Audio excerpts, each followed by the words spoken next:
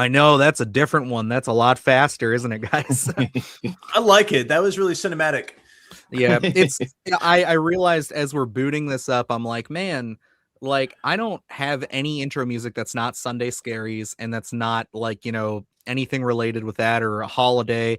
So I was like, I just got to put our general like basic intro in here. So we might have to make something special for when we do these live streams. But what's going on, everybody? I see we got a few people trickling in here.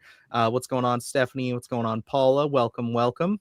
We hope all of you are ready and everybody here has watched hopefully all of, but especially season 5 of Stranger Things here, because we're going to spoil the crap out of it. And if you are in the chat right now, feel free to join in, throw in questions, topics, anything related to season 5. And then as we get a little bit deeper into the episode, we'll kind of talk full series spoilers. So now that I'm done gabbing and everything's here, first things first, I want to introduce our guest, Brandon. What's going on, man? Tell the folks a little bit about yourself and what your channel's all about. Well, I'm Brandon from I Like Scary, and I cover all the new upcoming horror news and, Stranger Things, anything horror related. And that's pretty much me, man. Just anything horror related. Oh, hell yeah. Yep, we've had Brandon as a guest on our kind of like our sibling podcast that we do with our boys Evan and Alex. We haven't done an episode in a while, but Alex has had some stuff going on. So when we get that back up and running, I want to have more people on. But like Brandon came on and we all hit it off. And I've been looking for an excuse to bring you on. And then like I was just saying before we hit the live here, I was keeping track of you through your Stranger Things coverage. And I'm like, if there's anybody that's going to like basically outclass us, because like admittedly I'm gonna say this full front, and our audience knows this, Stranger Things has kind of been a love, I wouldn't say hate, but kind of fallen in love, fallen out of love kind of thing over the years, just because of how many breaks in between seasons we've had. But like really I was just like, we need somebody to come on this panel who's like a diehard, who knows everything. And you were sitting right in front of me in my subscription feed. I was like, hell yeah, let's do it. Let's go, man. Appreciate it. I'm excited. Heck yeah. Well, why don't we start with just general thoughts, feelings over the entire, obviously season finale here, episode. This is 8. And what is this one titled again? Is this going right side up? Right side up, yeah. Yep. Okay. Up, yeah. That's what it is. So we're gonna go around here. We'll start with Luke, and then he'll hit Adrian, and then we'll go to Brandon and myself on just general thoughts, season finale. Luke, go for it. Overall, it's pretty positive on it. When we had talked about on the Sunday Scaries, when we covered it, probably for like the first hour and 15. My first thing about that was I need a body count. I've kind of criticized them throughout of introducing a character just to kill them off at the end of the season. And I'll say this finale here wasn't what I wanted, but it was, reflecting back on it after watching the episode, it was what I didn't know I needed, to be honest, because I think the closure that we get and the time we spend with these characters is not what I would have, again, going into the episode, have said, this is what I want in it. But as soon as we got over the hump, we got through Vecna, we got through the Mind Flayer, and we still had 55 minutes, 60 minutes left in there. I was like, what are we going to do? And then I absolutely loved covering each different character, what we got, and just being able to spend time. Because I think when we look at different series that we love, and it's like we know there's a certain equation to that where we get the big bad, we get that battle, and then we get 5 minutes of closure. And I love being able to sit in here with our characters and just get to know what life looks like after the big bad and everything that we got. And I know some people they wanted more action. I think we got just enough. So walking out of this one, I'm very positive on it. Hell yeah, awesome. And then Adrian, I think both you and Brandon got to see this on the big screen, right? Yep. Yeah, you got to the theaters too? Yep, theaters, man. I had to. Big screen, one in a lifetime, man. Of course, man. We were talking about it. We wanted to, but by the time we really committed to it, we were looking at show times, and really all we had was 11:30 midnight, and it was like, oh god, I don't know if I want to drive, because the only theater near us was 30 minutes from us. So it's it's just it was kind of like, it's cold. There's a snowstorm. I already had to bail on my New Year's Eve party. I'm like, let's get inside. And I honestly, I blubbered like a baby, so I'm glad I did. But Adrian, how was the theatrical experience for you? Dude, I gotta say, I'm really glad that I went. You know, I was looking for tickets, and I was like kind of surprised at some of these really good like times and stuff like that that I could get. But then like I'd compare them to other seats, and then I would lose those seats. And so it was kind of like a little chaotic getting the official seats booked. But once we got past that hurdle, going to the theater, we got like these, it was like $10 like drink and food vouchers or whatever that the AMC was doing. Yep. Yeah. So I was stoked to like try to get some drinks or like some snacks. Obviously it was super crowded because, you know, everybody was there for Stranger Things. So whatever. I almost missed the beginning because of waiting in the line. I eventually I just eventually just ditched it. And I just went straight to the theater, and yeah, dude, it was wild. I feel like it really dropped us in like feet first. You know what I'm saying? That's how it felt.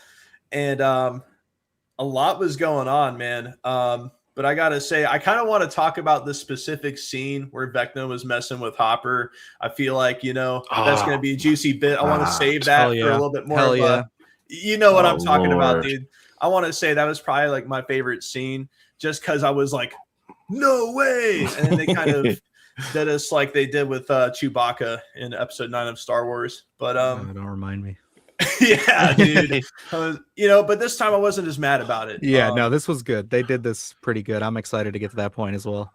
Yeah, I agree with you there. So, but anyway, one last thing I'll say about the theater before I just move on to the movie itself is what like once it hit midnight for us, like one guy was like, Happy New Year. Everybody else was like, nobody reacted to it. And that was the energy everybody was on. I love that. But yeah, it was like, I don't want to compare it to Endgame, you know what I mean? But it kind of felt like it had that Endgame hype to it. Yeah, you know, for this final episode. And all in all, I really liked it.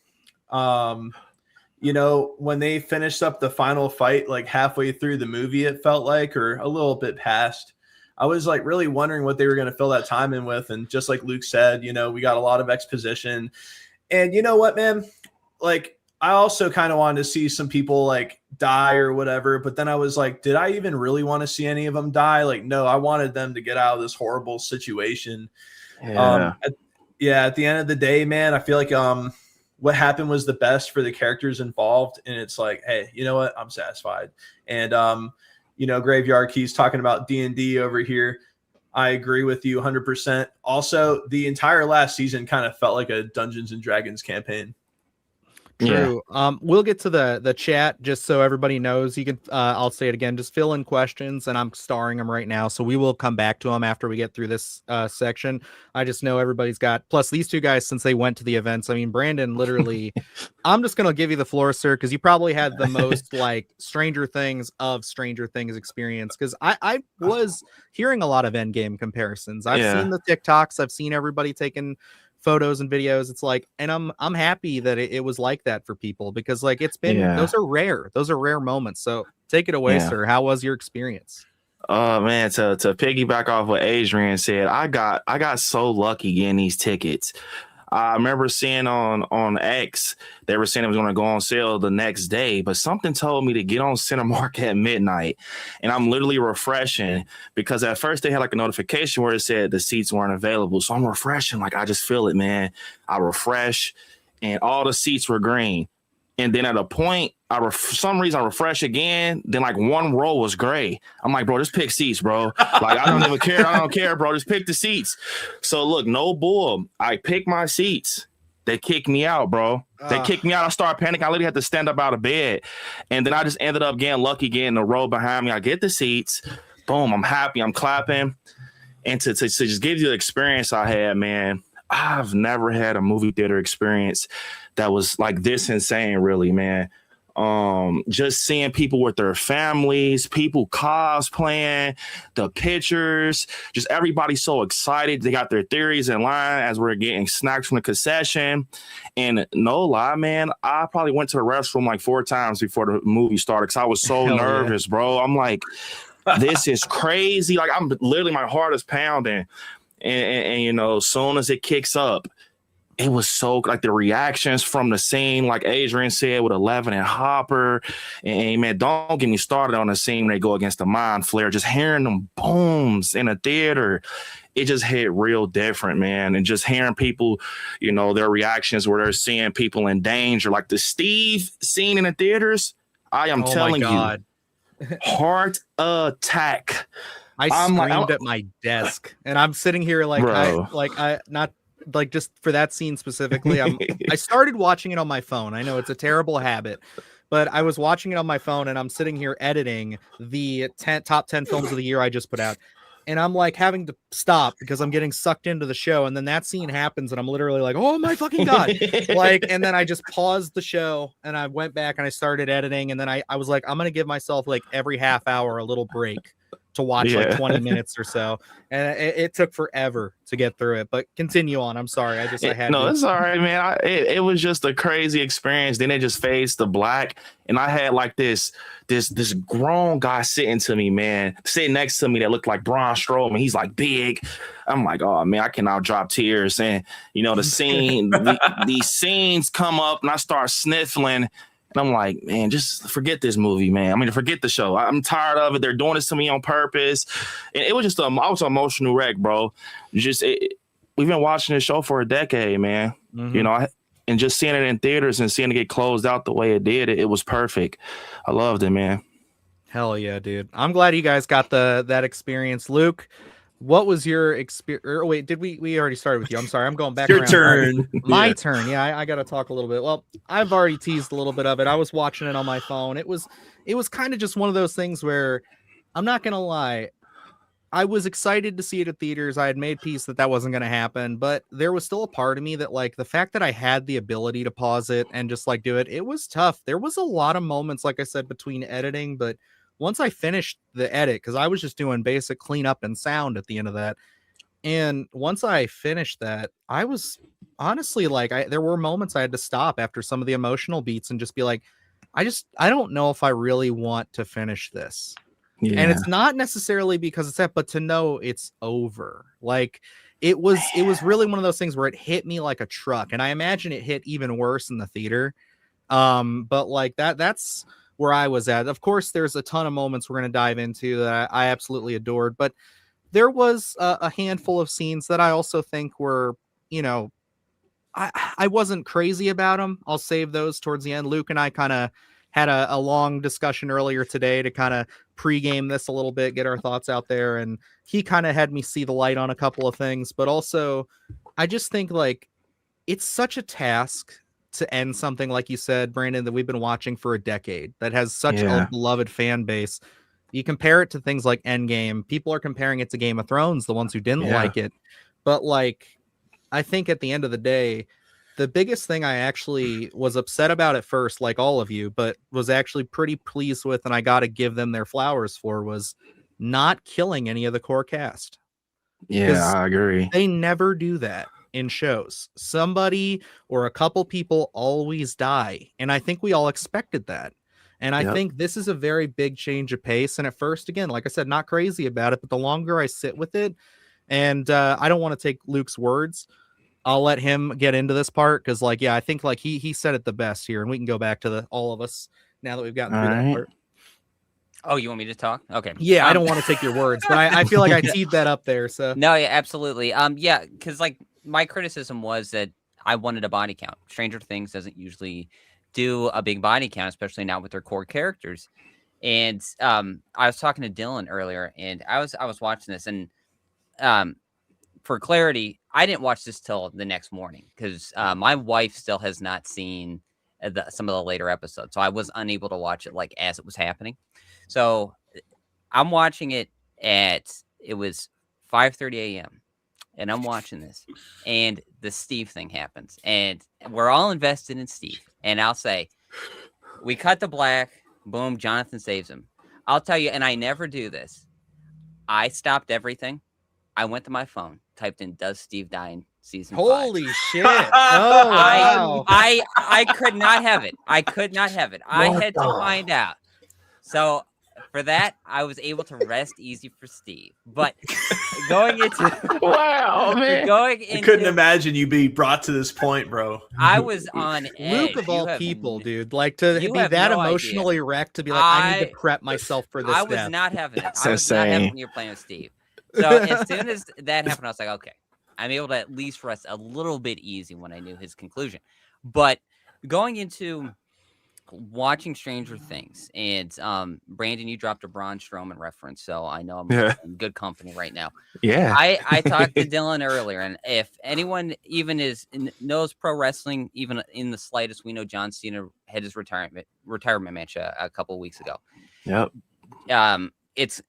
It's a custom in professional wrestling. I'm getting the weeds a little bit. I apologize for audience that's not in pro wrestling, but it is a customary for if you're leaving, you're retiring, or leaving a territory, for that guy to lose to a talent that is staying, which was what happened in the John Cena match. He lost.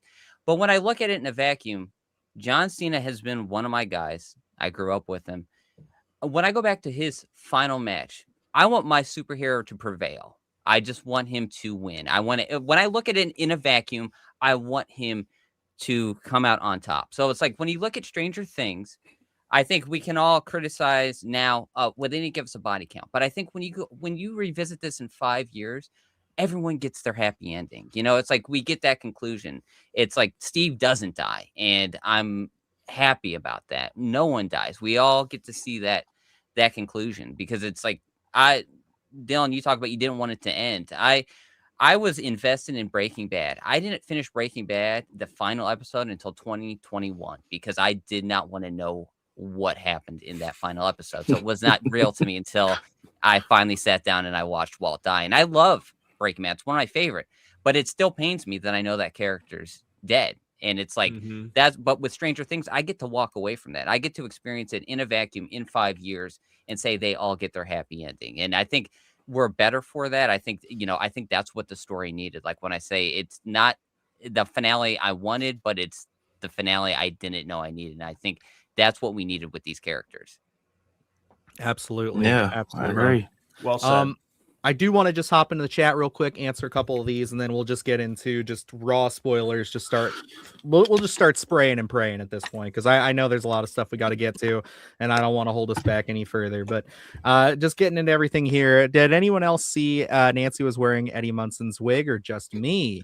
I was so like perplexed by the hairstyle, but then isn't that the same one that she had in the Discover Card commercial? I think she did. Nancy's gave Ripley. Yeah. Yep. She was giving me Ripley. Especially with That's an the amazing M16 and everything. Yep. Yeah, she was a complete badass. Man. Welcome back, Graveyard Key. Glad to see you in here. And yeah, I would love to. I'll mention this right now, since I don't know if I'll be able to keep my promise, but I did actually talk to Anthony Cousins via email. So Frogman 2 definitely happening 2026, and it's going to be happening sooner than you think. So keep your eyes out for it. So very, very excited about that. We should get some interviews and stuff going for that. I'm a huge Frogman fan, so we're going to make it happen. Graveyard Key, I was annoyed at first when I rewatched it 2 times, and I'm more positive now, but I'm weary about these spin-offs. And I think, I think when you have an ending that feels so complete like this, that feels so deliberately trying to give the good ending and just saying like, hey, we're trying to wrap this up, it does feel a little weird that there's going to be some direct spin-offs. You know, one thing I do really like, though, I did not know this because we were talking earlier, Luke and I didn't know that 85 was going to follow our characters, and it's animated, so it's just between 3 and 4. I actually think that's pretty cool. Yeah. Because I like Camp Cretaceous. I know my son's young, but I'm a big Jurassic Park guy, and honestly, that show is great. So it's like, if they can do the quality of that to Stranger Things, then I think this will be a hit.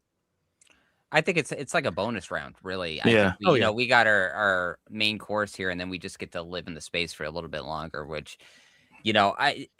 before getting into season 5, I would have been like, I don't think we need it, but bringing up that emotion, especially in the finale, and the love for these characters, it's like, you know what, throw it at me. I'm excited for it. Yeah, same. I'm excited for that, man. And then Stephanie said, I heard the spinoff was canceled, but I could be wrong. I think the was it a live experience or something? So they're doing. So I heard earlier with Discussing Film that the Duffers came out and said they're going to base this. Well, they said that they had a scene in the finale that was a clue to the spinoff, and people thought it was Hopper with Montauk. Montauk, yeah. They basically just shut that rumor down and said that it's about Henry Creel with the suitcase and the Dimension X and the Abyss Rock. So that'll be interesting because that was a piece that honestly, again, I fell out of Stranger Things, and we never even brought this up in our conversation. I don't even know if like either of you two gentlemen know this. I assume Brandon does, but that this whole like the play or whatever it was, the Stranger Things Shadow. Yeah, it's like that is what that whole like school set is from, and that play they're like showing all this stuff, and I'm like, am I supposed to remember what the fuck any of this is about? Like this feels really like oddly like they're showing. Obviously I'm thinking like a filmmaker, my head just does that automatically. I think all of us do if we watch so many movies. I'm like, they're showing me these masks like I'm supposed to know them, and I don't know what this is. Like it's very, very odd. But I was it was strange to see so much emphasis put on that, but now I know some of the lore, and I do think it's a good direction for the show if they want to show kind of how we got to the suitcase thing, because whatever that little elemental piece is that I guess it was the mind flare was stuck in there. That's what was in there. It kind of gave me vibes that it looked like, remember when we saw the Abyss coming down on the upside down, it was like the red coming through the crease, like a chunk of it. Yeah, it was like a chunk of that, and it had like the particles that comes out the kids' mouths and stuff. So it definitely is connected to the mind flare for sure. Yeah. Yep. And it's like, I do love the callback because I think Luke was the first person to tell me about this whole Montauk thing back when Stranger Things, I think even like season 2 was about to come out, and you were telling me all about this, how like weren't they in like legal issues for a little bit because someone was trying to claim that they stole their idea. I thought something had come up like way back when but it wasn't it like something they were just based on the same case events, or Montauk stuff. So it's like but they obviously pitched it didn't go anywhere, so they made Stranger Things, and that was like, you know, that's really cool and stuff. But I did love that little nod that Hopper gave there at the end. It is kind of one of those things where it's like, I like where we're at right now, and I like that we can kind of go anywhere, but it is also very scary because they could easily just fumble every project from here on out, especially if the Duffers get further away from it. Like if they're not producing, writing, you know, at least doing something, it's like that's going to be kind of hard because they have had a real solo vision of this entire universe for 10 years. So that's going to be tough to just pass the keys off to. Yeah, I agree. I fully expected at some point that we're going to go way off course from the quality of the original Stranger Things, especially as the Duffers turn their attention to other things. I think, at least for the time being, with these spinoffs right now seem pretty interesting. It was funny because I know the Duffers had come out and were like, there's a scene in the finale that kind of hints toward what the spinoff's going to be. And I remember watching it, and when we got to the Henry and the briefcase, I was like, that's a really interesting scene.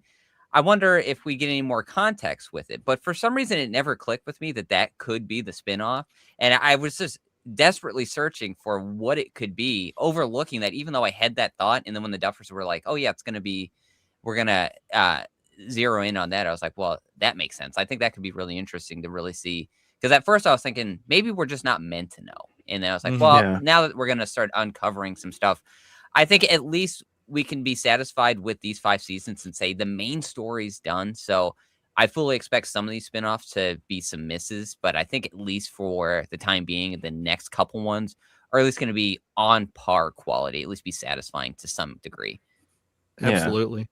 Absolutely. There's a couple more here real quick. Love the final. It was a little bittersweet, like bittersweet with Mike and 11, but the final moment with Mike at the typewriter gave me Gordy Feels from Stand By Me. Yeah, I mean, the whole series has been kind of a love letter in a lot of ways to Stephen King and his work, but the ending here especially, like I felt like you were getting Stand By Me, you were getting all these different like motifs and things they've always called into, and they're just doing it. They're basically playing the greatest hits on the way out, which I think was appropriate for the way they were ending the show. It didn't feel cheap to me. It felt very much like, as somebody who's kind of made a series that has based so much of it in the almost the idolization of like 80s pop culture. Yeah. You gotta call back to the greats on the way out. I mean, they had Last Crusade was in theaters. I love that. I was like, hell yeah. My Yeah. favorite Indiana Jones movie. And then we had did it cut to black during Steve's fall in theaters? That's a good question. It Yep, did. that- Okay. I saw some of those reactions online of like the theater, Yeah. everyone just like losing it, and then the cheer when Bro. he popped back up. I was like, They didn't play commercials for you guys in theaters, did they? No. Oh, okay, thank God. I was like, because we have because Luke and I now share a Netflix account, and it's the one we have, just the base one. Basically, we use it for screeners from Yeah. Netflix, so it's like we don't pay for the high end stuff. So I'm now used to Netflix with ads, and I was just like, they played a commercial right there for me, so I was like, oh, that makes sense. But I'm like, damn, if it went black and it's just like, oh, you got to watch the Discover Card commercial again. It's like, good lord. Yeah. I love this one from Davey here. What's going on, Davey? Happy New Year, my friend. I must have a cold, dead heart because a lot of the emotion didn't hit me in the final. I did really love the D&D ending, though. That one hit. Yeah. I was an emotional wreck, man. Straight up. I was done for it, bro. Grown man walking out with tears, bro. The 11 scene, the Dungeons and Dragons scene, it was just bad, bro. Just even the fact, just knowing that it is over. Like once you let that set in, it just hits you hard, bro. Just knowing, like when he shuts oh man, I was toast. Yeah. I did want to ask, going around real quick, and and also thank you, Erica. We appreciate for the $2. Hoping you are also having a great start to your new year. Thank you for hanging out with Erica's us. dabs for likes. Considering from what I recall, Erica isn't even up on Stranger Things. She's just been partying with us, just hanging out. So you'll have to give it a watch sometime, maybe. I know it's not everybody's cup of tea, but absolutely. And then we also got Gannon popping in here. What's going on, Gannon? Welcome. And yeah, definitely, if you guys haven't, go over to Brandon's channel here, as well as Davey, who's in the chat here. They are great creators, definitely talking in the horror space. But yeah, guys, why don't we, before we do just the full general spoilers again and really dive in, I wanted to ask the most emotional moment. We'll start with Brandon. What was the moment that you think hit you the most? The one that just like really left you rocked? It was definitely the 11 scene, man. Like that, like, bro, I got 11 tattooed, bro. Oh my God. perfect. That's like, kind of I've fire. met Millie Bobby. Yeah, man, I've met Millie Bobby. Okay. She's my favorite character, bro. Like, so I already knew, though. I was preparing myself. I'm like, it has to end with her, man, because what Kali said made a good point. You know, it's going to be a cycle with Dr. K, but I didn't know they were going to do us bad like that. Play the Purple Rain, and then she just goes behind the gate, and I'm like, because at that point I didn't think about a magic trick or Kali using her powers or nothing like that. I just thought immediately. Did. I assumed we all thought she was dead. So she's gone. And I started hearing someone behind me kind of just cracking it out. Like they're sniffling. I'm like, yeah, I'm just let it out. I don't care, bro. So I was broke. Because I think it's dark for real to kill 11 because she's been so manipulated as a child. She's been through so much. So you want to see her go off into the sunset. So I'm like, bro, they went through with this. And it hurt me, man. So it was that one. Absolutely. Yeah. I definitely feel that there. I feel like all those kids are tortured, but if anybody deserves a happy ending, I feel like it might have been 11. And, I'm kind of with Davey. Like, it didn't really get me heavy in my feels, but, that was probably the closest it got. The D&D scene at the end was nice. It was heartwarming and stuff like that. The real scene that got me was the one where, in fact, I was playing the trick on Hopper. Okay. Yeah. But I got to exercise restraint here. After No, you go jump for it. You can. Let's get into it. Let's talk about it. You can. That's a Dude, good transition. Speaking of, wanting 11 to have a good ending, when I saw that she got shot up, I was like, Yeah. no, how?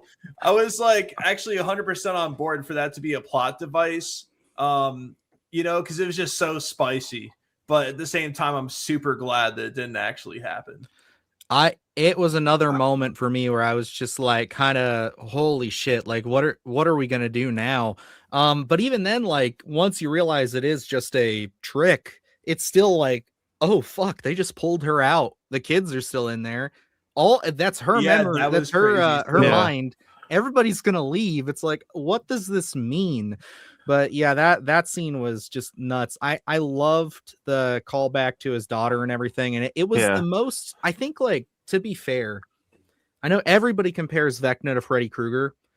I feel like that's been dialed down quite a bit in this Yeah. season, and I felt like it was more appropriate in season 4. It really works there. That scene with Hopper felt the most like season 4 Vecna, with like the Freddy Krueger-esque playing Yeah. the tricks, kind of doing stuff. Like, it was a really great misdirect. And I gotta say, like, throughout the entire episode, and I would even say through the whole season, the Duffers really did a good job with a lot of their misdirects. There was a lot of stuff that, like, Yeah. it feel cheap. It actually did feel like we worked our way up to it. Mm-hmm. Yeah, I agree. Mm-hmm. Shoot, And- dude. Luke, what was your moment there for you? Well, I mentioned Steve. That was a very visceral, knee-jerk reaction on my end. But in terms of like actual, like really getting in my feels, I don't know necessarily if it was a particular moment. I will say the ending with Mike on the stairs certainly got me. That closing scene was, man, it's like that kind of realization that it is over. But going through as we got to like I guess some people could call it low-hanging fruit if you want, where we do kind of the flashbacks of everything, where it really is, because watching that and seeing them all grow up, because this, Duffer said this is a coming of age story. We've all kind of grown up in a sense, I think, watching this. And I think I started getting in my feels about it, because it was like, just to go through the timeline. I remember that first season and randomly just sitting down on a summer day, hearing about Stranger Things vaguely, and then turning it on and getting hooked. And then that second season, taking the day off work so it was Halloween day, a rainy day. I binged the second season all through the day. And that third season, Dylan and I were writing a screenplay that kind of had paralleled almost wildly to season 3 of Stranger Things. And it was 4th of July. It was the summer. Season 4, my wife was heavily pregnant. My daughter wasn't here. And I just remember watching that. And then season 5, now it's like my daughter's here. Life is completely different from season 1. And it is really like we all grew up, and being able to see like Mike on those stairs, and then us being like, man, we were watching these kids play D&D for that first season, and now they are adults. And it was like that game of, my gosh, is this just going to end? They're all way too old now. But it's like being able to sit through this and then growing with them. I think that's what got me the most, is being able to. Yeah. It was our coming of age story to an extent as well, which is like, oh my God, that was not what I was prepared for. Absolutely. And, those flashbacks to like the first season and second season, like when They're so little, dude. Man. Yeah, I was like, wow, they Infants. were really like super little when like this came out. Sorry to cut you out. Somebody on, I think it was on Instagram or something, put a little post up that put that the best, I think, where they were just like, for some of us who were like just graduating high school when season 1 was coming out, it's like, you got to think, to us, we were a lot closer to them as kids when the show started than we are now. And some of us being parents, I think like the majority of the people in chat here, Brandon, Luke, myself, we're all parents now. And it's like, to see how little they actually were. And like, it's weird. Like, they look like infants. Like, hearing Mike talk, he's got like this, like, he still has like baby voice. fat. You know what I mean? It's like, what is this? Like, I feel like I know them, man. When I had met Millie Bobby Brown, like, I don't get starstruck, and I saw her, what was it, 2 years ago, or I think it was a year ago. It was weird, because I'm like, she has hair, bro. Like, it was like, seriously, I'm like, bro, she has hair, bro. Like, it it just hits different, bro. Because like, just really feeling like you know them because we grew up with them, you know. So if someone, could you imagine if we really lost one of them? Like, Holy shit. cementedly, oh my God, people wanted a death, but you don't know until you get one. And it was going to crush you, man.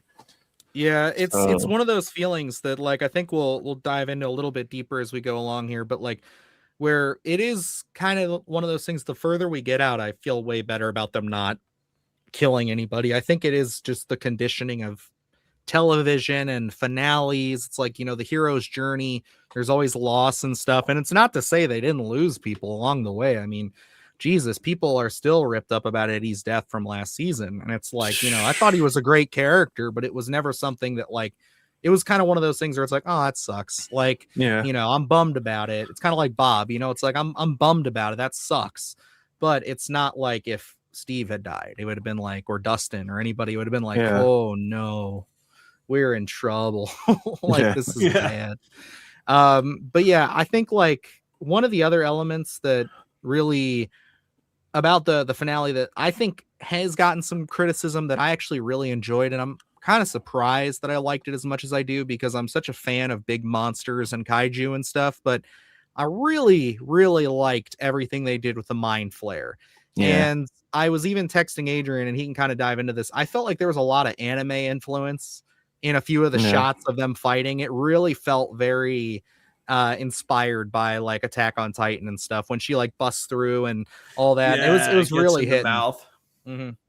Dude, I mean, yeah, the whole mind, like, okay, the way that Vecna, like, you know, got the Mind Flayer going, the big flesh kaiju, if you will, that kind of sound weird, but regardless, dude, that definitely hit like the founding Titan from Attack on Titan. If you know, you know. Actually, we're here to spoil Stranger Things, not AOT, but yeah, it reminds me of an infamous scene where major character dies, have to break it in the mouth and kill it.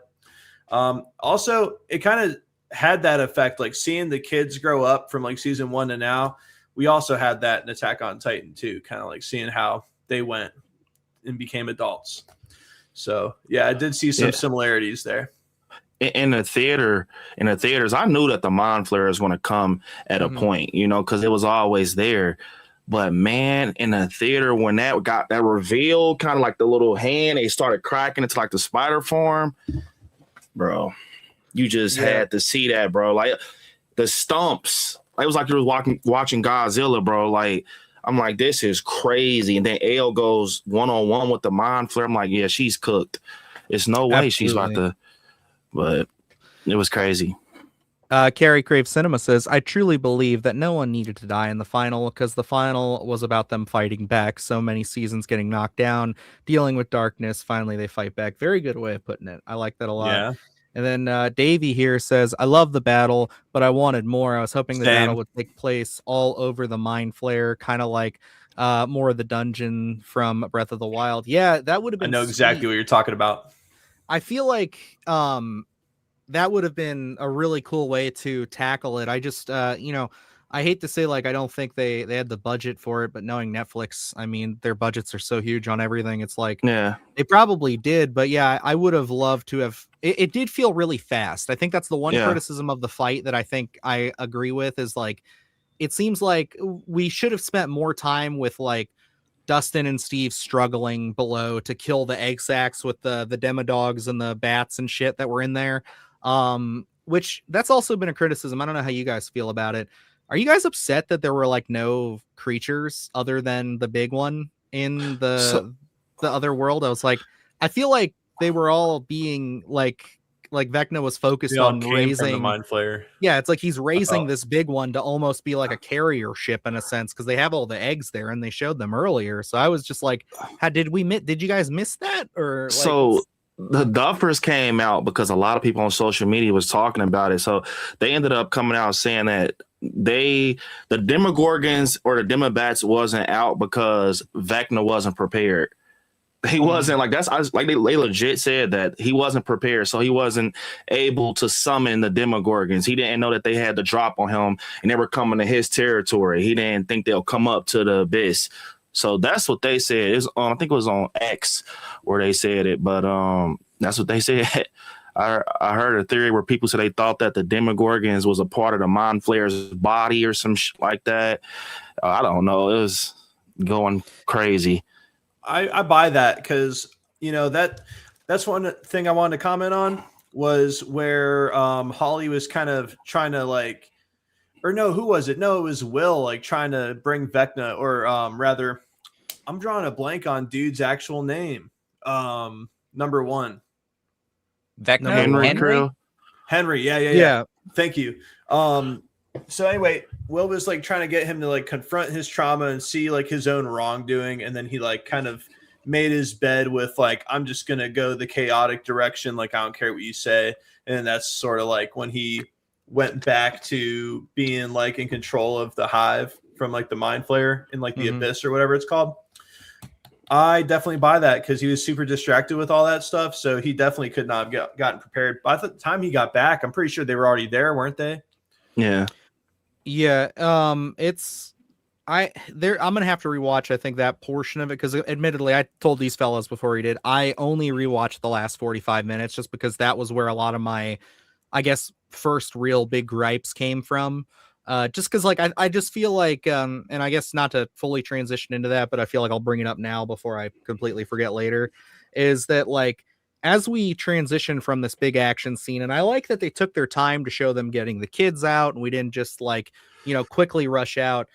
I feel like the 18-month time jump is cool. I like seeing where everybody is, but I just feel like some of it, and it's weird to say, and I know Luke had to this was the part I said that he kind of walked me through or talked me out of earlier, was just like the whole, I was fine with everybody but the older kids. So like Nancy and Steve and everybody, I was just like, I just felt like they were acting so strange. Like they just felt like they were trying to seem like they were much older than they were. And I'm just sitting here like, you guys still feel like, because it's almost the opposite effect of the kids, where they try to make the kids feel so young, but they look so old, but they feel like they've been in their early 20s for their entire lives. And I'm just sitting here listening to them talk like 40-year-olds. And I'm just like, I don't know if I believe that. I like it a little bit more, admittedly, now, but it was one of those things where it just felt like, is this really the last couple things we're going to see with these guys? I'm like, come on. Like, I don't know. And I just, it was just one of those initial shock reactions I had. That's a good point, dude. Yeah, I didn't think of it like that. They were they knew the kids were older, and so they sort of like immersed us to look at them as being younger by like looking at the older guys as being older. I don't know. Something like that. Yeah, but I think I got over that. But is there any other real specific bits? I don't want to just completely steer the ship here. So anybody want to talk about, jump to anything really that's sticking out to them spoiler wise? I have a crazy theory, but okay, so you want to hear it? You want to hear it? It's crazy. Yeah. All right. So it's at the end of the finale, we hear Mike tell this story about the mage, right? Mm-hmm. And it gets deep. So we know that he's saying that basically Kali used her powers to help Eleven escape from Dr. K in the military. And if you notice, once he shows the second ending being where we see Kali performing her powers, if you really look at all the shots of Eleven, her nose is not bleeding. And her tattoos missing off her wrist. When they show her finger kind of glitching out, showing that she was fake. And, it's one of those open endings where it's like, do you believe she's gone? Do you believe she's alive? I really do feel that Mike is telling the truth and she's alive. And the reason I say that is because if you go back to season 2, remember 11 originally was supposed to die, but people loved her character so much. Remember, she was in the classroom, she went up into particles and she was going up against the Demogorgon. And Mike was literally telling all his friends, she's out there. I'm telling you, she's out there. He's trying every day. He's in a tent with the walkie trying to find a signal. And they didn't believe him. Keyword, believe. They did not believe Mike. And I think that's why the I believe scene in season 5 hit so different, because if you know, then you know. And I think when it comes down to Dungeons and Dragons, everything that happened in this game happened in real life. So a Demogorgon is in Dungeons and Dragons. Vecna is in Dungeons and Dragons. Remember the opening scene at the Wheeler house when Will told Mike when he left on a bike, he said, you rolled a 7. The Demogorgon got me. Moments later, the Demogorgon got him. So if everything is playing out the way it plays out in the game and nothing's ever not played out that way, and Mike's a storyteller, why would it not play out that way with the mage? I see what you're saying. Okay, I'm gonna have to go back because that's actually a Dude, really good point. it's almost like he's saying that if you believe in her, then she's alive. But if exactly. Yeah. And I know that's like what they were going for. They want people to kind of have that open ending of like, if you believe she is, here's a way you can. They kind of showed you the way in which it could be possible. But at the same time, if it's like too far fetched and you just like the idea that 11's gone, because somebody also brought up a good point where they said it does create a definitive ending to the story, because if you look at it, the way they did the whole flashback, the ending was, or not the flashback, but the flash forward, the ending is just like showing complete normalcy again in Hawkins, and how before 11 showed up, everything was normal like that. Once 11 was introduced, nothing was normal for 10 years. And then after she's gone, the loop is closed. Everything is back to just plain Jane old Hawkins. No pun intended. And the real kicker is, so he's telling this story, right? He's telling this story about the mage and how she left and she helped her friends. And they had this, I think it was called the suppression stone, aka the satellites that nerfed her powers, right? So at the end, when Hopper's talking to Mike, he's having like, I don't know what to call them, flashbacks or thoughts where he kind of gets reminded the satellites were on. So how did she use her powers? And she had no nosebleed. Since when 11 never has a nosebleed. And when you sit here and think about everything with just Mike and him being a storyteller, it's been there since season 2. Even with Will Byers, they've always played with us like that. When we thought Will was gone, they pull him out the lake, it's cotton in him. And then when you really think about Kali and just the plan, it makes sense. And it's a theory about where basically 8 plus, I think it's 8 plus 11 plus 1 equals 20. And that was what they needed to beat Vecna in the game. Yeah, and that 20. And think about it.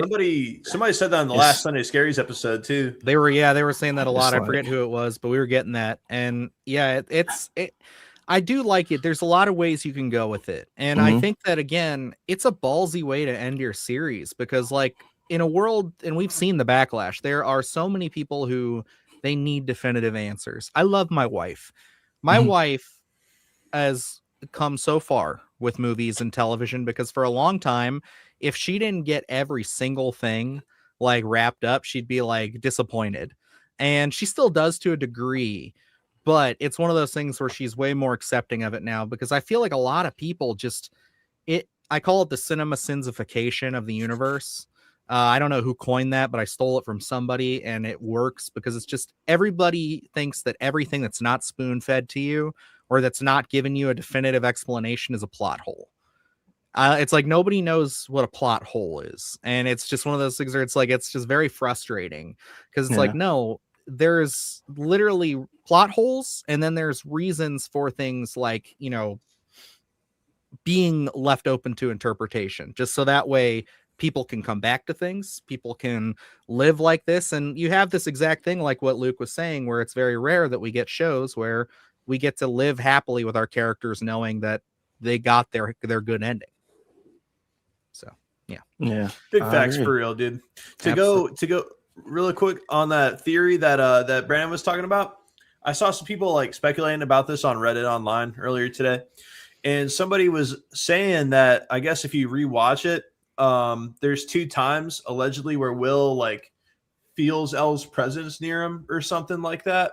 I'm not really sure what the like science would be behind that. I don't know why, or not Will, sorry, but Mike felt his presence.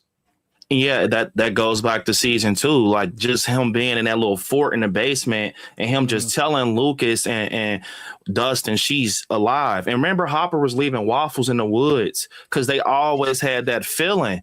You know what I'm saying? I'm sorry, this show is so weird. When I forgot all about that, and you're just like, they left waffles in the woods. I'm like, and we look up, and she ends up coming back. You know what I'm saying? So, and they did it with Will also. You know, we thought when he pulled him out the water, I'll never forget that feeling. They're like, it's Will. I'm like, oh my God, they found it. There's no way they got that dark. That's how far this show has come for me that I completely forgot there was a whole like subplot where they've tried to fake his death entirely. I completely forgot about that. Like, I love this that. was a much more grounded show because I liked that there was a whole like part of this show watching it like from season 1. It's that purity of like, we don't even know what a Demogorgon is until the last like few minutes or like 2 episodes of the show. Basically, we speculate that there's a monster for most of it, but it's like, it's so much shadowy government stuff that it's like, are they really just killing kids and taking them to this lab? Like, what's up with that? Like, what is going on? And then like, thinking about the opening of this show, we got to remember within the first like 20 minutes when we first see 11 or whatever, she like gets rescued by that one fast food dude who then just gets like wiped out, just gets gunned down right there. It's like, Jesus, man. Like, it was a much more like grounded show when it first started out. So it's kind of wild to think how far we've come. Yeah, I agree. It definitely feels different, especially when you go back to when it first started. It was just straight Demogorgons in a lab and this scientific stuff going on out of nowhere. You get this villain, Vecna, and he changes the whole plot for real when you think about it. He really did. And I feel like I always, at first I wasn't crazy about Vecna because I was like, that's such a late addition. It felt very forced to me. But then like seeing how they've done such a great job of showing all of it through seasons 4 and 5 of being like, no, we've had this character, because like you said with the D&D stuff, these are all characters from the game. They really have stuck to that throughout these like 5 seasons, that we are basing it off lore of the D&D game. Yeah, and when to even confirm a little bit more with that 11 theory, you guys remember, and I think it was Volume 1 when Mike is talking to Holly in a school hallway and he pulls out that piece, Holly the Heroic. And that piece actually, to me, and at least I believe, it came to life in Henry's memories, you know, because when she was talking to Max, remember she's having that heart to heart with Max, and a portal opens on the other side, and Max is like, I didn't think that'll happen. But you remember Mike told us that, you know, Holly the Heroic can open dimension doors. So it's kind of like, you know what I'm saying? It's showing if everything in Dungeons and Dragons has been working and it's never failed, why would it fail with 11? The mage, it's all been right through all the seasons. So you expect me to believe she's gone? Because you see what I'm saying? True. Yeah. Because it's like, I think like there's still like enough hanging there, because I know one of the things that I saw that does, I wonder if you can crack this one, because the only thing I can think of is, so unless they move 8, because we saw that she got shot, the lab technically is destroyed before the doorway closes, so technically she's dead by that point, right? Or is there some, are we kind of, am I missing something? From what I'm getting, if you go back to that scene, okay, when they remember Mike is telling the story, they show 8 and her eyes is moving. It didn't even look like she had blood anymore. Like, it did, but it didn't. But even if it did have blood, 8, her powers is she makes you see things that, you know what I'm saying? So I'm pretty sure she can do something. I'm not trying to get that deep into a theory, but you know what I'm saying? Like, she can like make people hallucinate, you know what I'm saying? So it could have been easy for her to do it. And you heard Mike say it, and when he was telling his story, that the sister, she ended up completing a plan for 11 from far away.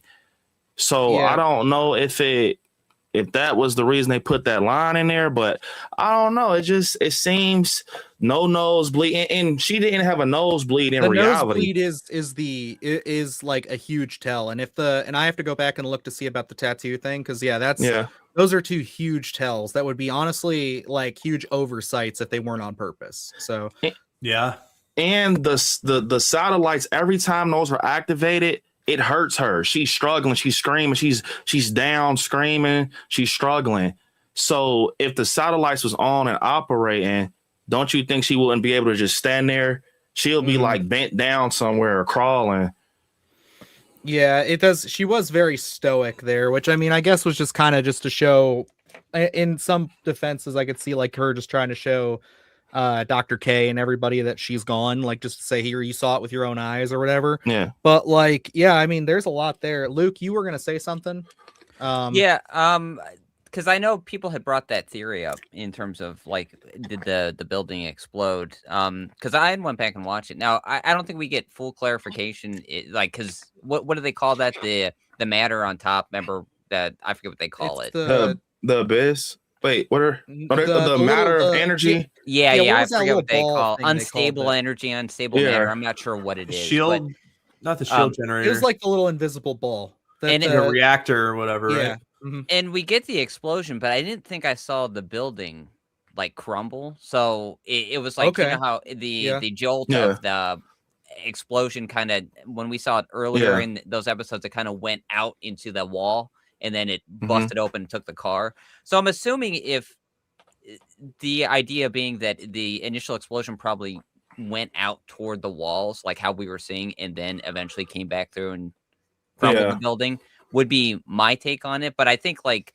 looking at it, I think the Duffers were really thoughtful in terms of what they wanted from what we got here, because when you look at the parallels of Mike and him being the storyteller, he gives us an idea of where Elle is, and if you believe it, you believe it. Great. And it's like the thing with Elle's nose not bleeding, her missing the tattoo. Those things are just too big of a tell to miss. Exactly. You can't overlook that stuff. So it's like, Yeah. Yeah. but I think the Duffers know, especially before we even got into the finale, it was like, how many different theory videos were out there of this has happened? Do you know what the Vecna's castle looks like? What is it going to be? It's going to be the Mind Flayer. You know, all this stuff of what we get into, where we're all storytellers now, whether you're aware of it or not. And it's like, you were going to come out of this. If they gave us a definitive answer, there was going to be 10 Reddit threads the next day of why Elle didn't die. And this is what exactly it is. Or this is why Elle, did die. That's what the culture is now. So I think the Duffers leaned into it, said, choose your own adventure. You guys are the storytellers. You're in your own D&D campaign right now. You tell us if Elle lived or didn't, and it's like, I think there are some really tells there to say, I believe Elle's alive. It's like, I think they're just too big of a details to overlook those things. And it's like, but I think they strategically put in inconsistencies where you could say, well, maybe the building crumbled. We don't get a definitive answer on that. It's like, I can watch it and be like, man, I think it didn't. I think she would have been alive. I can create my own theory. And I think that's what they wanted out of this, is to you guys be the storytellers. There's a parallel there. And if you notice, when 11 piggybacks, she needs that water tank or she needs to be blindfolded. So think about it. When she was talking to Mike and hit the conscious and it's all black, how did she piggyback? You see what I'm saying? How did she piggyback? She just piggybacked through a tank. And when it bust from Hopper shooting it, she vanished.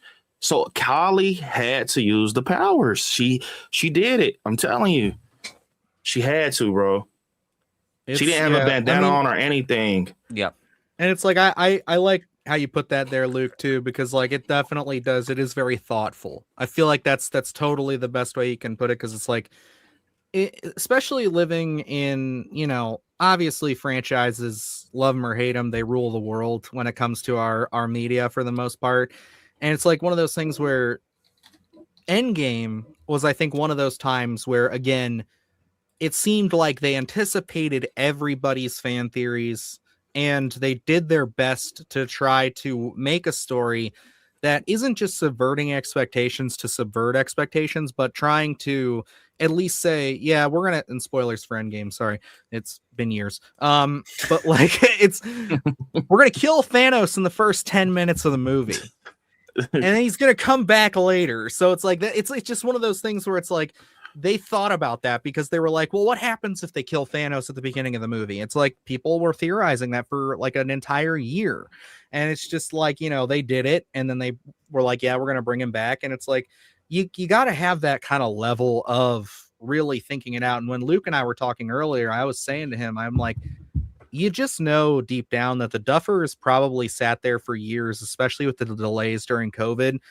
And they either pitched or wrote a version of this story where every single one of these fucking characters dies. There's a version where Steve dies. There's a version where Hopper dies. There's a version where Yeah. Eleven lives and Mike dies. And it's like, they went through everything probably. And because that's how I feel like as a writer, as a creative, that feels like the only way you conclude on this being the idea, to say everybody lives and we're committing to that and it's the right way to do it. I feel like you're too tempted, because all of us went in expecting a death. We are too tempted by what we know, the structure of our own stories that we've grown up with, that we anticipated deaths and we didn't get them. So I really think that was part of the process. At least I'd love to ask them one day how they came to that. Maybe it's been part of the plan all along and these guys are just geniuses or whatever. I don't know. Who cares at that point? But yeah, that's that. Did you all know that Steve was supposed to die originally? Yes, but the people loved the babysitter side of him so much they kept him. That's why I thought he was a goner. Because I'm like, bro, they wanted him to die anyway. So that's exactly why I thought he was gone. I think he reached that Daryl from Walking Dead status too much, where it's like everybody was kind of like, if you kill him, you are going to piss off, like legitimately piss off a huge portion of the fan base. Yeah. Yeah. Let me pop into the chat here just a little bit as we kind of wind down, and then we'll go into kind of final thoughts, I think, for this one, since we're right about the hour mark there. There were a couple of good ones I liked here. Carrie says, if the Demogorgons were there as well, there probably would have been casualties. Yeah. And there was just a lot of central focus on Henry influencing the children when they were taken. He had to find them. Yeah, I think that's a fair comparison there, saying that, if they did have that, it would have made the final fight seem a little bit more like less believable, obtainable. I still want to know how they climbed up that mountain so fast for the mind fight. Yeah, that's definitely gonna be one. I like it though. Yeah. Let's see. Here. Why did Mike never entertain the idea that all of looking for some places that actually had 3 waterfalls? Maybe I missed something. I just think he's still too young to like just go out there and do it himself. Like, he just graduated high school. Maybe he will. Maybe in the future he will be like, okay. Plus, we have to remember they don't have the internet, so it's not as easy for them to be like, what's a place in the world that has 3 waterfalls? And it's like they'd have to go to a fucking library right now. Like, have you been to a library in a while, man? There's always people staring at you. It's always people sniffing you when you're just trying to check out the books. I have a question, a quick question. So go ahead. I know you all have been seeing a back and forth between which one is better, season 5 or Welcome to Derry, which I don't think they could be compared. But what do you all think about that little back and forth on social media about them comparing those two? I think it's like it's kind of been there forever, hasn't it? Because like when Stranger Things came out in 2016, we had it in 2017, and it was kind of like the inverse in a sense, where people were comparing it to Stranger Things, and now people are saying that Welcome to Derry, a lot of what I've seen is people say Welcome to Derry is better than Stranger Things now, and it's like it's weird to me. I'm just like, I think they're both part of the same DNA, but I think they're just two wildly different shows. Yeah, like if you think about it, Welcome to Derry is like more of an anthology, like, because you're not going to get those characters again, like Lily and Marge, they're gone. You might get like Dick Halloran, a younger version of him, but if you think about it, like Leroy Hamlin and those characters, they didn't know who Pennywise was. So if they're filming backwards and they're about to be the Bradley Gang massacre next, you can't even get time to get invested in the characters. Stranger Things, these characters are built brick by brick. You're not going to care if a character dies in Welcome to Derry, I feel like, as much as Stranger Things. I think it's unfortunately just coming down to the way people are these days, and just how, because everybody wants to compare everything. Everybody wants to know what's better than this and what's better. It's like, I think that we clearly live in a world where both can exist. And I agree. I think like, I like the idea of the uniqueness of Welcome to Derry going backwards and taking away things more than adding to them. And Stranger Things is just like, it has those influences of it and Stand By Me and all that, but it is truly at the end of the day just become a completely different animal. So I see the comparisons, but I choose to have both. Yeah, I agree. Same. Welcome Either to of you Dairy's gentlemen? on my watch list, so I can't weigh in. Luke? I think Welcome to Derry is just kind of a different animal. It's like you look at Stranger Things. Stranger Things is a very science fiction heavy coming of age story. You know what I mean? Where it's like it doesn't. It's got terror to it, but it doesn't. That's not the focal point. It is kind of very science fiction, and it has a kinship with things like Stand By Me, where it's like I guess you can say it as a whole does to a certain extent, but it's very horror heavy. Where it's like you look at Welcome to Derry, those episodes Dylan and I talked about, where it's like you at least have some sort of kill throughout each different episode, where Stranger Things is not that way, where it's more so Yeah. focused on the character development. And I think that's what they're more interested in. I don't think it's a necessarily a fair comparison. I think Welcome to Derry had a strong outing for that first season, Yeah. where it's like Stranger Things is really deep into their storytelling right now. So it's really hard to compare a season 1 of something to a season 5 of something. Yeah. We're just telling a completely different story with these characters at really different points in their lives. Yeah, especially because, like Brandon said, with it each season being a different setting for Welcome to Derry, a different time period, it is going to really feel like we're starting a new story, a new chapter every single season. Even if they find a way to like call back and like tease things for characters we saw in the first season, like you said, with an even younger Dick Halloran or whatever, it's like, that's just like, just you're dealing with a completely different set of like structure, I think, Yep. rather than Stranger Things, who just they really committed, they told their story. As we're winding down, I got 2 things I did want to bring up. One of them I completely forgot to, because it has kind of been really, I think at this point, my really only one thing I can say that I actually feel like was left up, and I think they did shoot themselves in the foot by not including one more scene of a confrontation with this character just to wrap it all up completely. Dr. K. Yes. What I've the been hell waiting to talk happened? about this. What? It's like they show up, they stop them, everything ends. I know it's dramatic, but it's just kind of like, what did she do? Like, why did we cast Linda? The only thing I can think of is just Linda Hamilton was like, I would act in Stranger Things, and I'm the Duffer Brothers, and why the fuck wouldn't I cast Linda Hamilton in this? But it's like, I wish I would have known that going into this, because I feel like ultimately, after the first 4 or 5, it's the first 4 episodes, she doesn't do anything else. No. Go get them. That's it. Like, well, and that's what I think the beauty of casting Linda Hamilton is. I'm going to sound like an apologist about this entire season as I keep defending everything, but it's like I think that's the beauty. That is exactly that's the I think that was probably the concept of casting someone like Linda Hamilton. I don't know how you guys felt about it, but like, hey, Terminator 2 is probably my favorite film of all time, to be honest. Yes, and it's like, yes. She's so badass. Like, she doesn't need to do anything. She's fucking Linda Hamilton. So, and I like her when she's there, but I'm just saying, all she's got to say is go get him, and I believe. You know what I mean? Yeah. I don't need any character development. She's got a commanding presence already on screen. So it's like, if you just need someone to play a small part to facilitate some sort of tension and be like, oh, the gang's in for it now, I believed it.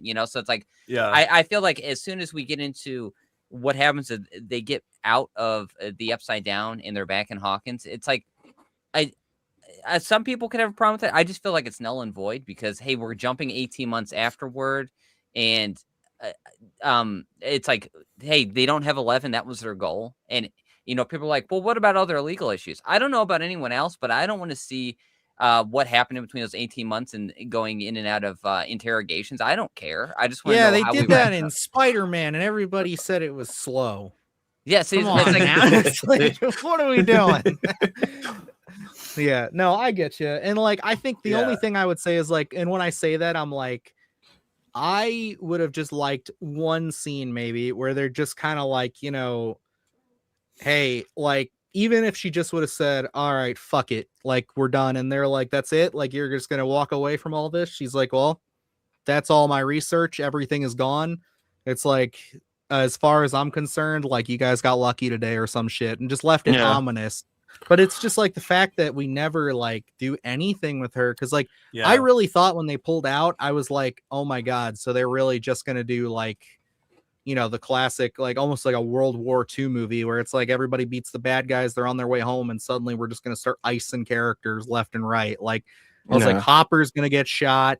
I'm like, everybody, it's like it's gonna be like 2 or 3 people are gonna die right off the rip, and it's gonna be like a huge gut punch. But I was surprised. It was like, yeah. Oh, and yeah, actually, Necro Mechanical brings this up. This is hilarious to me. Yes, Mr. Wheeler. Oh my god! And then he I just pops up saw- at the graduation. I saw the best fucking meme for this is like it just showed him. It was like they put his face on a like just I think it was the fish from SpongeBob and all the casts and stuff. And it Yeah. just says Mr. Wheeler waiting for someone to check on him at the hospital. And he's just sitting there just like just Dude, nobody yeah, I gave thought- a fuck. I thought he was dead. I thought he I was know, I dead, did and then I too. saw I him was in the like- bleachers, and I was like, "Oh, what? Nobody talked about you at all." He's just sitting at the hospital waiting for somebody to come check and see if he's all right. Oh my god! Also, I can't remember her name, but it was like the nurse lady who was like Joyce? freaking Or not Vicky? Joyce. Vicky. Vicky. That's Yeah, right. she Yeah. disappeared too at the end there. I think thought she was a goner. I'm not gonna lie. And that scene in the hospital when they were talking about the date, her and Mhm. Robin, I'm like, oh yeah, she's cooked. Oh my god, it's gonna be an Eddie Munson type of scene, that's bro. what I thought too. And I Yeah. was like, I was honestly like, it was one of those things where I had Luke screaming in the back of my head where he was right. They always introduce new characters to kill him in this show. And Yep. I'm just like, man, and it's like Robin was like our one exception to that. Yeah.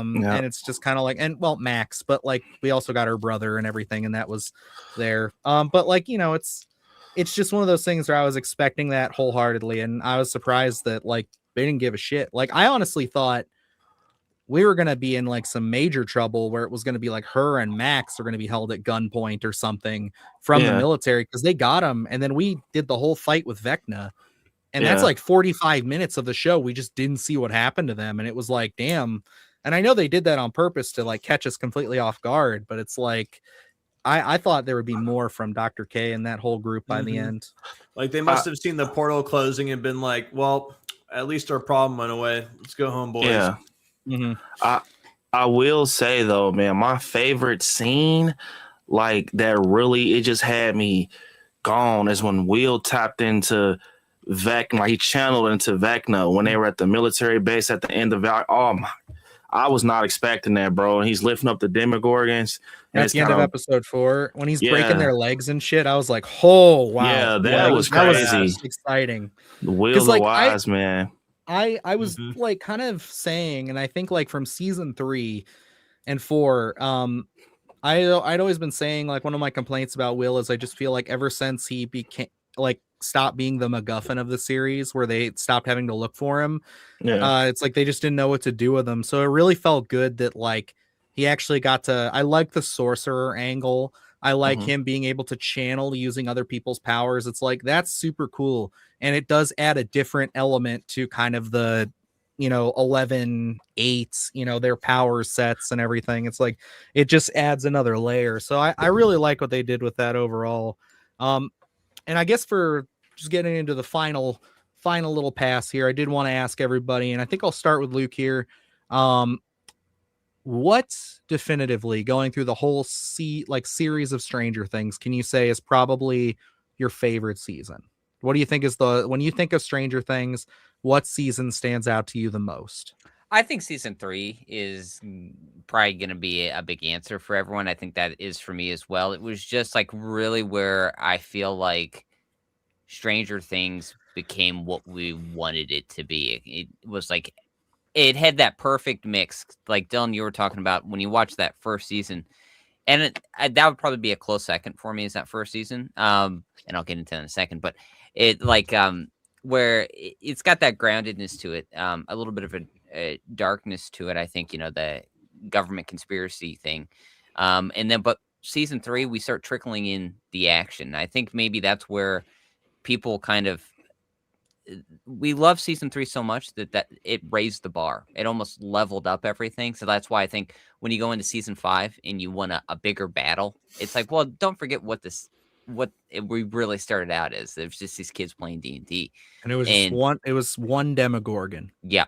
Yeah, and it's like, there are levels where it's like the Demogorgon turned out to be just a henchman. You know what I mean? It's like, And okay, then we now found we're out facing about demo dogs. Yeah, and it became a huge thing where it's like, I think season 3 is my favorite, but a close second is season 1 because I didn't even know I needed. I always wanted something like Stranger Things. And prior to that first season, I had never gotten it. I never got anything satisfying in terms of a story, an atmosphere, and what we could really just latch onto and say, I absolutely need a second season of that. So it's like opening that first season up, kids playing D&D, and then Will gets taken. I was like, seeing the Demogorgon off in the distance, not knowing what the hell that thing was in the darkness coming toward the house. I was like, I don't know what the hell I'm in for here, but I am all in. I threw my chips all in. So it's like season 3 is my favorite, but season 1 is a very close second. If I had to rank mine, I'd probably go season 1 being my favorite. Season 4 after that is just so eventful and just really wrapped back into the original story for me, which I really appreciate. Season 3 is number 3, and also because I really love the Cold War angle, under the mall and everything like that. And then it'd probably go, I realize as I'm ranking this, I'm not really thinking about season 5 yet. I feel like I need to process it more. It could be higher than season 3, to be honest, but all I do know is I barely remember season 2, and that's why it's at the bottom of my list. And I don't think it's horrible. You know what I'm saying? I'm just, keeping it a buck in that sense. But season 1 for me, dude, I just feel like the vibe that they captured with that season was just amazing. And I don't know if they ever captured that again for me. But then again, compared to Brandon, I'm kind of a casual when it comes down to Stranger Things. So, I'm going to end it right there. And yes, Brandon, this is your favorite series, so yeah, I'm sure it's like choosing between your children, but if you had to pick one season to walk away with, man, I want to.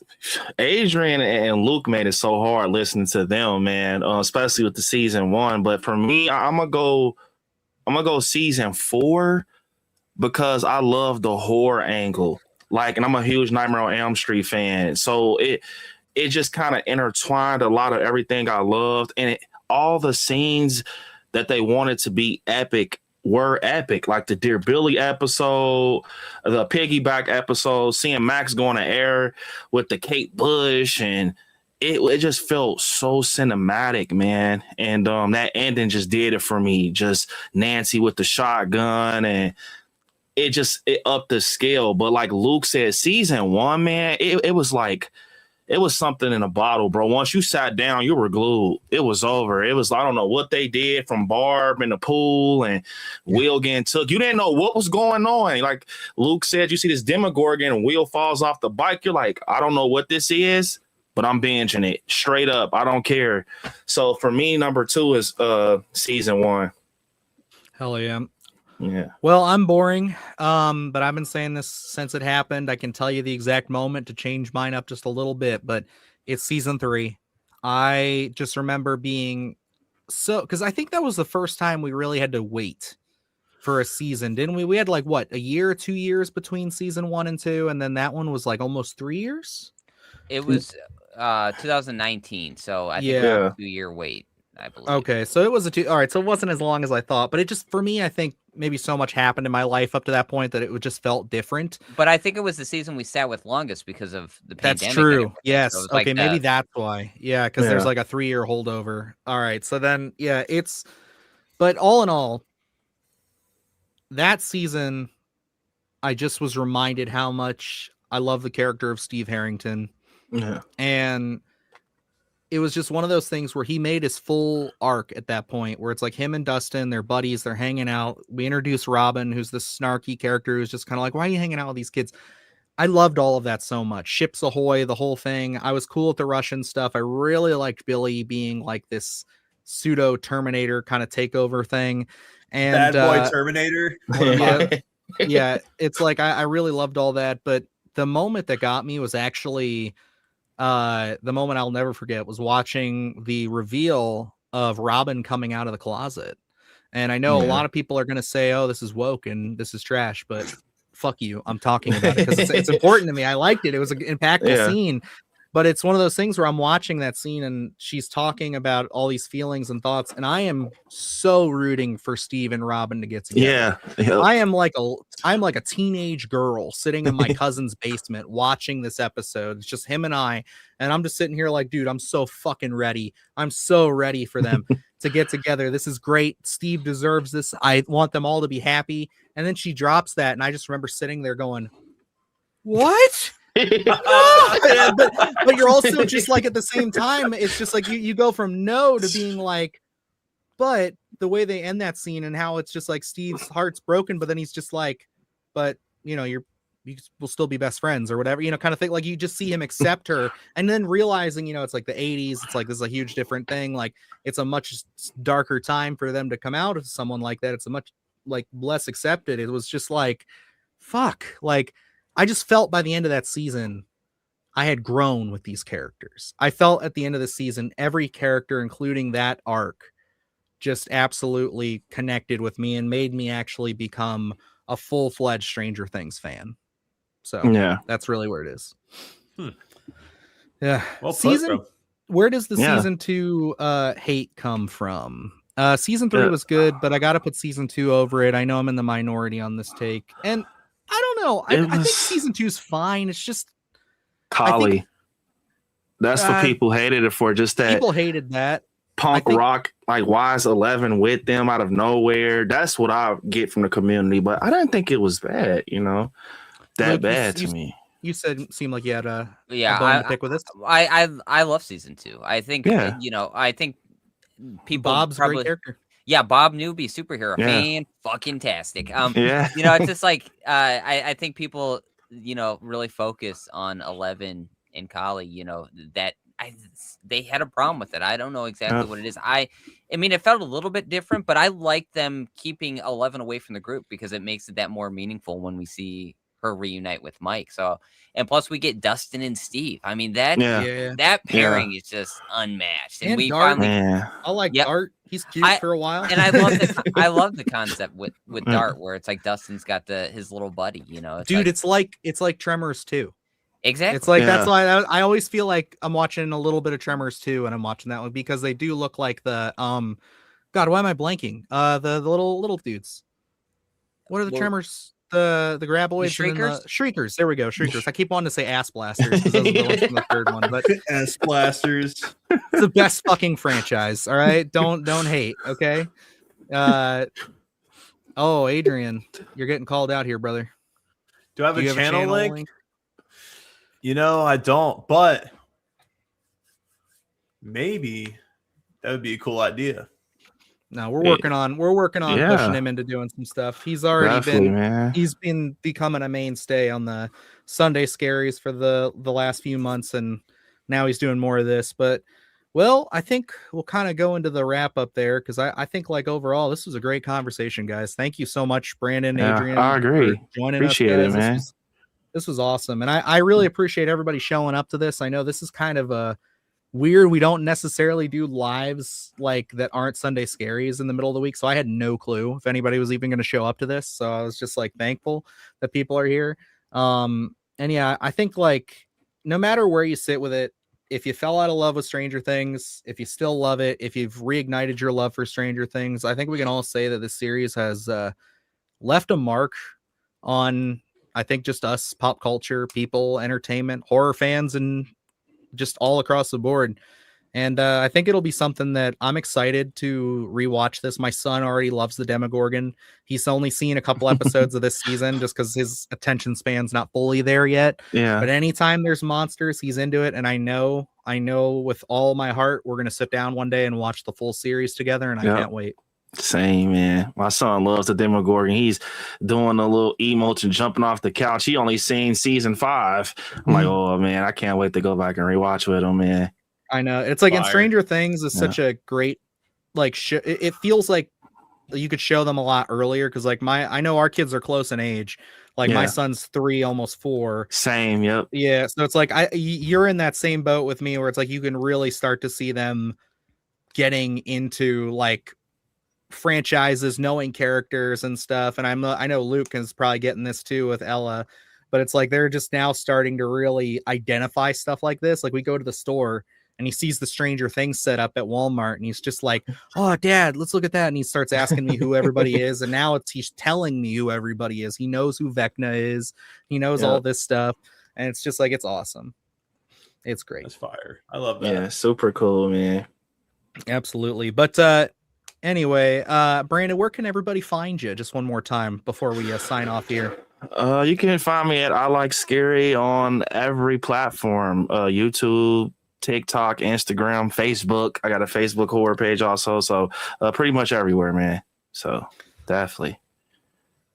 Absolutely. And we will be back here again in just a couple days. We're going to be doing with Davey Death Ray on Sunday, going over our top most anticipated films of 2026. We're going to go through a few of those.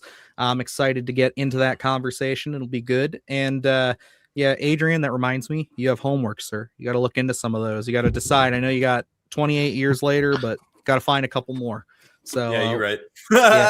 Nah, it's easier than you think. And then yes, Graveyard Key, you should stop in on Sunday if you can, because yeah, Frogman 2 will be in the discussion. As far as information that I can share, I don't have that much. I just know that the film has been playing at some festivals. I know it did the Found Footage Festival in October, which had its premiere, and apparently it's wacky.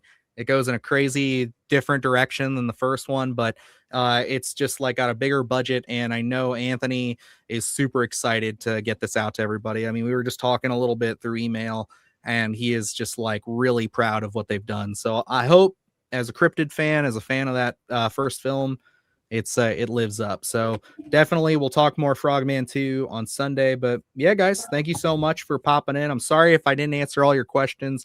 Tried my best to keep up with everybody, but we love you all nonetheless. And yeah, I think that's it. Anybody else have anything else to wrap up? Am I good? Okay. You got it all. Man, Love you guys. definitely.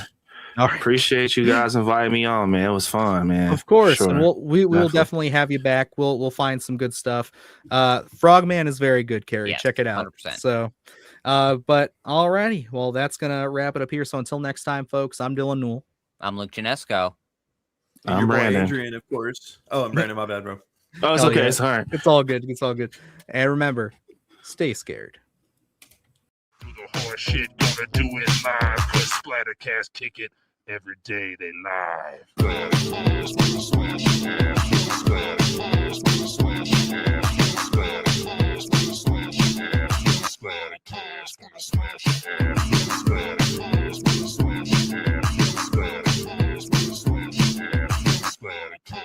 Smash your ass.